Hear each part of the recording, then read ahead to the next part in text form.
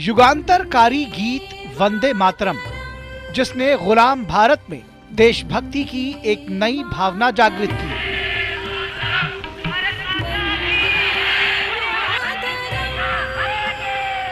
और वही आजाद भारत के निर्माण की नींव बना।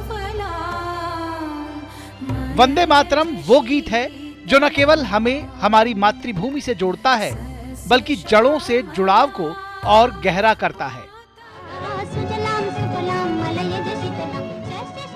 जब भी कभी हमारे कानों में वंदे मातरम की गूंज सुनाई देती है, तो हमारा रोम रोम देशभक्ति से भर जाता है।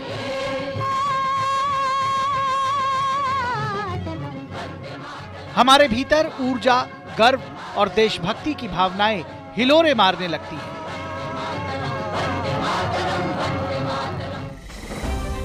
मूल रूप से बंकिम चंद्र चटर्जी द्वारा रचा गया और बाद में रविंद्रनाथ ठाकुर द्वारा स्वरबद्ध किया गया वंदे मातरम आज भी भारतीयता का जीवंत प्रतीक बना हुआ है। समय के साथ इस गीत को कई समकालीन कलाकारों और संगीतकारों ने नए अंदाज में प्रस्तुत किया है, जो इसकी भावना को आधुनिक पीढ़ी तक पहुंचाते हैं। सबसे पहले वंदे मातरम को संगीतबद्ध किया और गाया गुरुदेव रविंद्रनाथ टैगोर ने, जिन्होंने भारतीयों के दिलों में इसे बैठा दिया।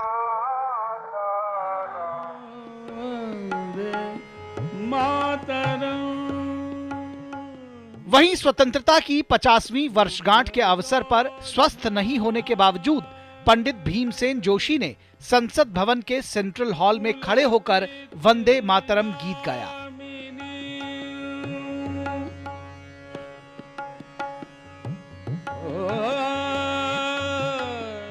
इस मौके पर सभी श्रोताओं ने भी खड़े होकर राष्ट्रीय गीत गाया और इसका आनंद लिया।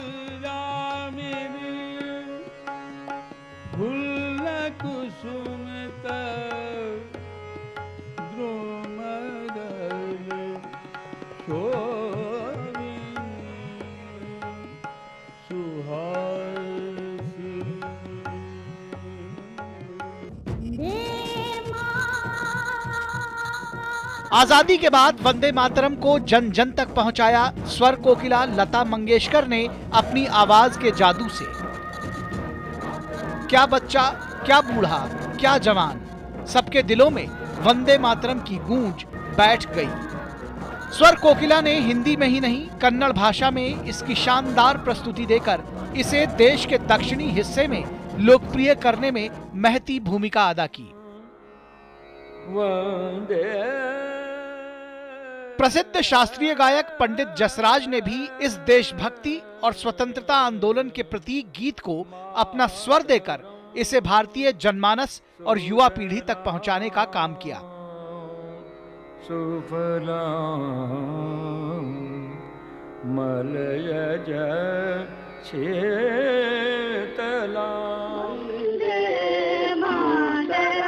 भारत रत्न और मशहूर शास्त्रीय गायिका MS सुब्बुलक्ष्मी ने अत्यंत भावपूर्ण ढंग से इसे गाकर नया आयाम दिया और दक्षिण भारतीय भाषाओं में लोकप्रिय किया।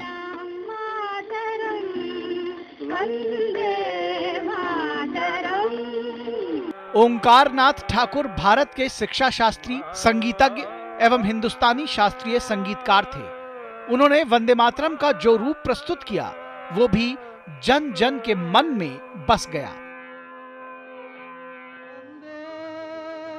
प्रसिद्ध संगीत निर्देशक हेमंत कुमार मुखोपाध्याय ने भी अपने सुरों और गायन से वंदे मातरम को फिल्मों में अमर कर दिया। ये वंदे मातरम का एक ऐसा रूप था जो भारत की ऊर्जा, विविधता और गौरव को दर्शाता था।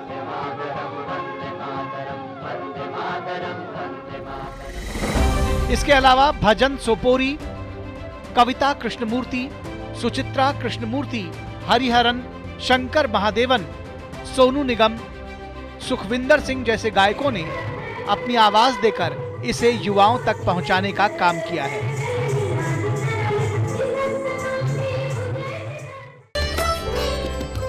कई फ्यूजन बैंड्स, यूट्यूब आर्टिस्ट और स्कूल की टोलियों ने इस गीत को अपने अपने अंदाज में पेश किया।